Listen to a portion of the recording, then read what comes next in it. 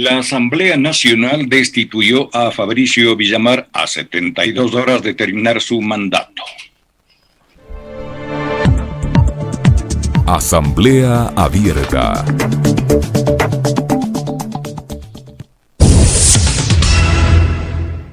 A 4 días de terminar su mandato, la Asamblea Nacional destituyó al asambleísta Fabricio Villamar Excreo tras un informe del Comité de Ética que determinó supuestas irregularidades en la obtención de un carnet de discapacidad.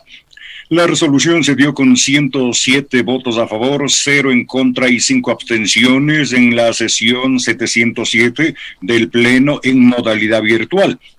Antes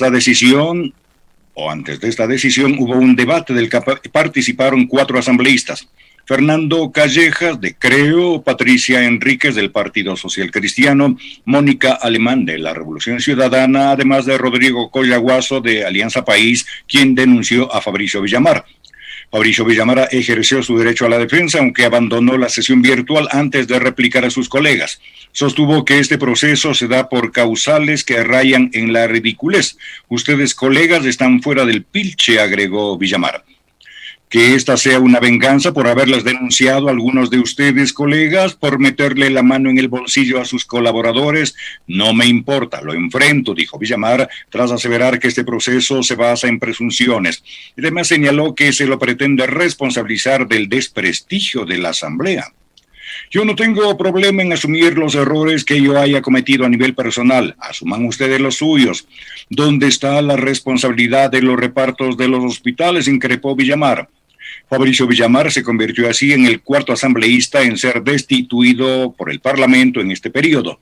Otros 2, Eliseo Azuero y Daniel Mendoza, renunciaron y enfrentan procesos por corrupción. Sobre este tema, comenta Alexis Moncayo en Pichincha Opina. Tendríamos que estar hablando en este momento sobre el incremento del precio del pan de 12 a 20 centavos, lo cual obviamente va a implicar un impacto al bolsillo de la mayoría de ecuatorianos, como también ha significado un impacto en la economía de los panificadores, el permanente incremento de los insumos y de la materia prima que ellos requieren para preparar el pan. Según quienes representan a la Unión de Panificadores del Ecuador, los productos que ellos utilizan para elaborar el pan han experimentado un incremento de hasta el 30% en sus costos. Hablamos de la mantequilla, de la manteca, de la margarina, de los aceites. Por eso es que se ven en la obligación de subir el pan, ¿no? Y claro, quienes viven en una burbuja y dicen, pero si yo pago por el croissant $2.50, $3, claro, pero tú no vives con el básico ni vives con lo justo para cubrir los costos de la canasta familiar, o ni siquiera de la canasta, sino de lo que es alimentar día a día a tu familia y a tus hijos. Obviamente no vas a saber cuánto impacta el incremento de 8 centavos en la unidad de pan. Tendríamos que estar hablando del relajo de los transportistas, ¿no? Ayer paralizaron actividades, algunos. Tengo entendido que hoy también no todos han decidido salir a trabajar. Y ayer vimos imágenes que son espantosas, porque si nosotros nos escandalizamos del nivel de violencia que hubo en las protestas de octubre, del nivel de violencia que está ahora mismo sufriendo Colombia, ¿qué podemos decir de lo sucedido el día de ayer en las calles cuando algunos, no todos, porque siempre toda regla tiene una excepción? Ayer me parece que la excepción fue un grupo de salvajes, de transportistas que agredieron a colegas suyos que sí decidieron salir a trabajar. Ayer los corredores centrales y los alimentadores de esos corredores centrales estaban brindando atención a la ciudadanía. Y claro, usted, yo, no podemos dejar de salir a trabajar, si no, no llevamos el pan a la casa. Lo mismo sucedería con los transportistas que hoy están reclamando sobre este permanente incremento de los precios de los combustibles, ¿no? El diésel en los últimos 10 meses ha incrementado en un 44% el costo. Pasó de $1 el galón a $1.44. Y eso obviamente también ha generado un impacto en el sector de la transportación, que hoy está reclamando y está protestando. se les va de las manos la protesta. Sí, ayer lanzaron piedra, rompieron parabrisas, ventanas. Veíamos con estupor en redes sociales como madres con niños en brazos se veían obligadas a bajar de las unidades de transporte, mientras un grupo de desadaptados, pues no se les puede llamar de otra manera, ¿no? Esos comportamientos incivilizados, totalmente agresivos, lanzaban piedras hacia las ventanas y los parabrisas de las unidades de transporte que sí decidieron salir a trabajar. Pero sobre esas cosas es las que deberíamos estar hablando los ecuatorianos en este momento. Temas que impactan, que generan un, detrimento a sus bolsillos, a su economía, que ya ha sido golpeada durante los últimos años y con más virulencia todavía durante los últimos meses, ¿no? Porque el gobierno de Moreno tiene que dejar haciendo los deberes hasta el día que se vaya. Pero en contrapartida estamos hablando nuevamente de un escándalo que ocurre y que se resuelve un año después en una Asamblea Nacional que no da para más. En una Asamblea Nacional que, salvo excepciones, que las hay, ha sido una completa mamarrachada. No se le puede llamar de otra manera. Una asamblea que se va con 2% de credibilidad y de popularidad. Una asamblea que le ha dado duros golpes también a la economía de los ecuatorianos, que ha acompañado al gobierno de Moreno en temas que le ha restado soberanía al país, y así, en fin, una serie de episodios vergonzosos de esta Asamblea Nacional, que durante el primer periodo tuvo 2 presidentes, porque destituyeron a José Serrano en la condición de tal, asumió Elizabeth Cabezas.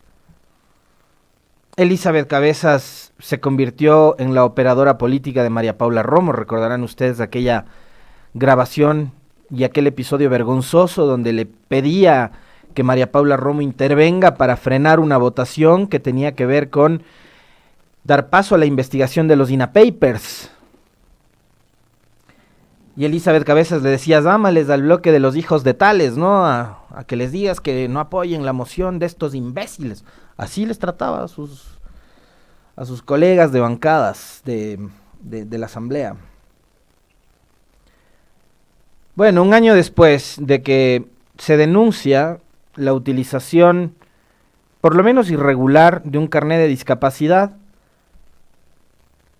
el Pleno de la Asamblea con 107 votos ha decidido destituir de sus funciones a Fabricio Villamar, cuando les quedan apenas 3 días para que se acabe este periodo legislativo. Finaliza el jueves 13 de mayo.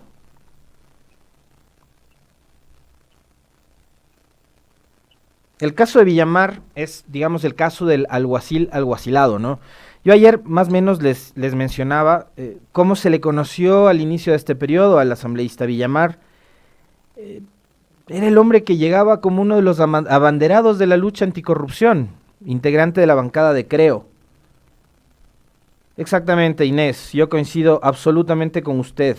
¿En qué se beneficia con la destitución de Villamar? Hubo más pícaros y así taparon el reparto. Totalmente de acuerdo. Usted le ha dado en el clavo. Pero les decía, Villamar llega como uno de los abanderados en la lucha contra la corrupción, ¿no? Y fíjense ustedes cómo terminó. Que hay gente que lo defiende, sí, claro, hay gente que lo defiende. ¿Será porque hubiesen hecho lo mismo que él, si es que estaban en capacidad de hacerlo, ¿no? Utilizar un carnet para personas con discapacidad y así evitar el pago de impuestos, importar un vehículo de lujo. Y yo les pregunto a ustedes y les planteo, digamos, una comparación ahora mismo a propósito del tema de las famosas vacunas. ¿Cuál es la diferencia entre utilizar un carnet para personas con discapacidad cuando no eres precisamente una persona con discapacidad? Yo estoy en todas mis facultades físicas y mentales. Eso no es parecido al hecho de saltarse la fila a la hora de la vacunación.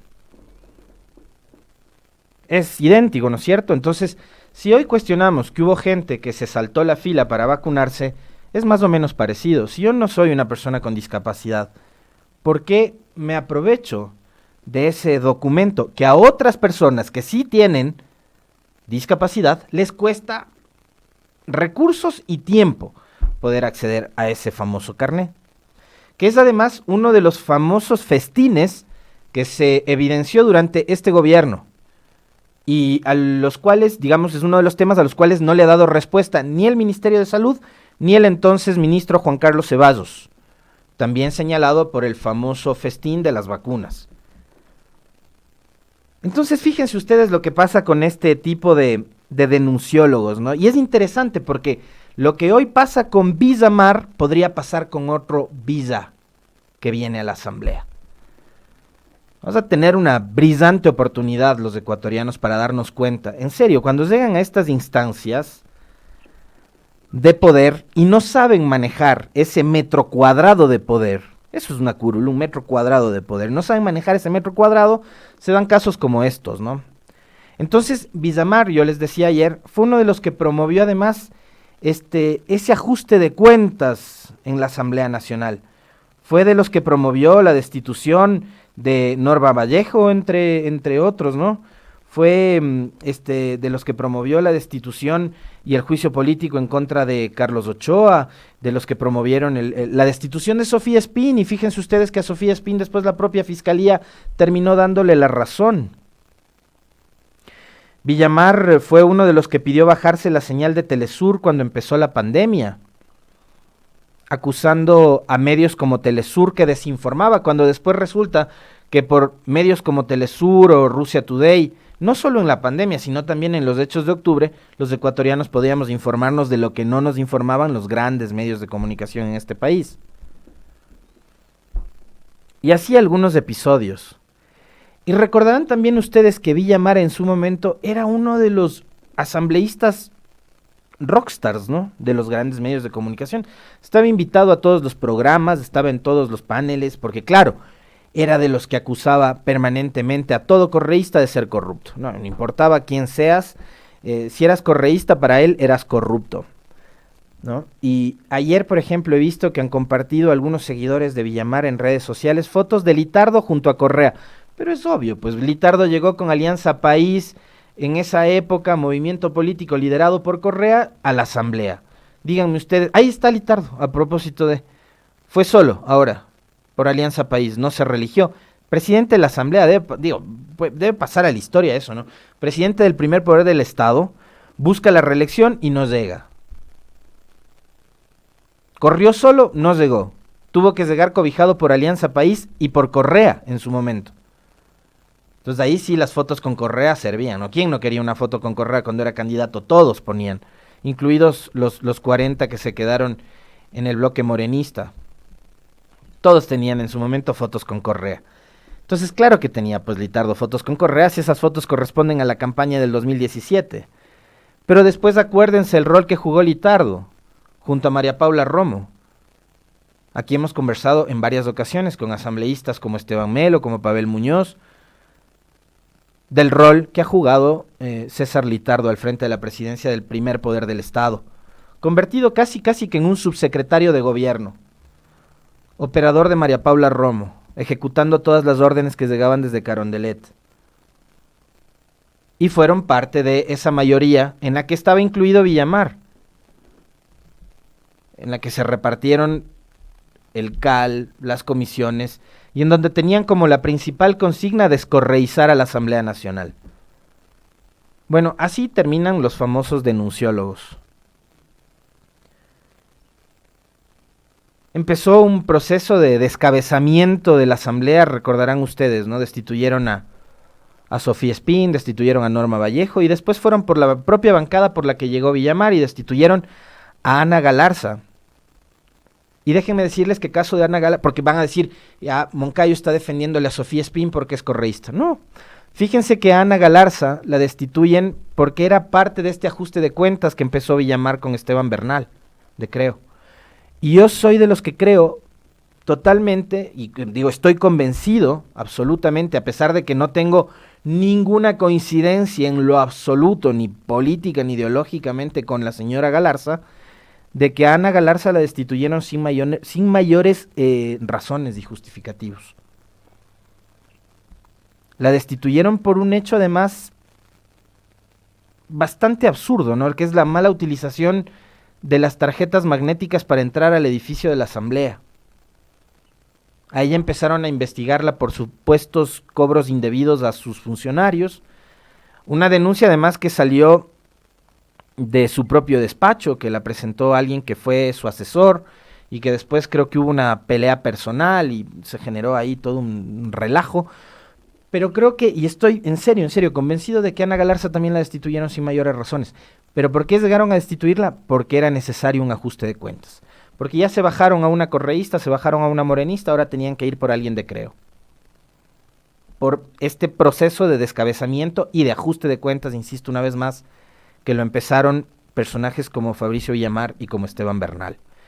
Y esos episodios no le dieron gobernabilidad a la Asamblea, y esos episodios no le dieron tranquilidad a la Asamblea. Porque además fue una Asamblea que, a partir de esos episodios, ganó en desprestigio. Y ayer lo dijo el propio Villamar. Esto es una vendetta porque yo les denuncié a muchos de ustedes. Bueno, quisiéramos saber en dónde están esas denuncias o en qué terminaron esas denuncias. Yo les mencionaba ayer que el propio Villamar había presentado como 17 denuncias en Fiscalía en contra de legisladores y exlegisladores por supuestos cobros indebidos. ¿Qué pasó? ¿Por qué el propio Villamar no le dio seguimiento en Fiscalía a esas denuncias? ¿Por qué la fiscal, que es tan ágil, tan rápida para el caso Sobornos, para sacar sentencias, para apurar, para presionar en redes sociales, para hacer allanamientos violentos, muchos de esos, ¿por qué no fue ágil para investigar estas 17 denuncias que presentó Villamar? Y una vez insisto, porque Villamar no presionó a la fiscal para que lleve adelante esas denuncias. Entonces, creo que hay muchas cosas como para ir desmenuzando y para ir analizando. Por eso les decía hace un momento que, digamos, de esa suerte y ese rol que juegan los famosos denunciólogos, después se va conociendo poco a poco, se va llegando a la verdad, se sabe cuál es el papel que juegan, ese, digamos, afán por dinamitar las cosas puertas adentro, pretender siempre jugar, ¿no? Solo para mí, buscando además no gobernabilidad, lo que les decía hace un momento, no una agenda legislativa que promueva la aprobación de leyes, de reformas que beneficien a la mayoría de ecuatorianos, sino quedarse y estancarse en la bronca política. ¿Cuánto le aporta eso a usted como ciudadano, a su familia? ¿Cuánto le beneficia? ¿Cuánto ayuda este accionar de la Asamblea en favor de los ecuatorianos? Cero, nada. Suman escándalos. Y esta Asamblea, no, se equivoca doña Fabiola, dice, Galarza fue destituida por ladrón y diezmera. No fue así. La destituyeron por la mala utilización de las famosas tarjetas magnéticas. O sea, forzaron tanto el tema y la investigación en el caso de Galarza que terminaron destituyéndole por eso. Por eso, al igual que en el caso de Sofía Espín, yo a lo que iba es que actitudes como la de Villamar, promoviendo la destitución de Norma Vallejo, de Sofía Espín, lo que hicieron fue dinamitar la Asamblea puertas de adentro, hacer que la institución gane desprestigio y que se promueva esta suerte de ajuste de cuentas. Y generó destituciones que terminaron siendo injustas. La Fiscalía, repito, terminó dándole la razón a Sofía Espín.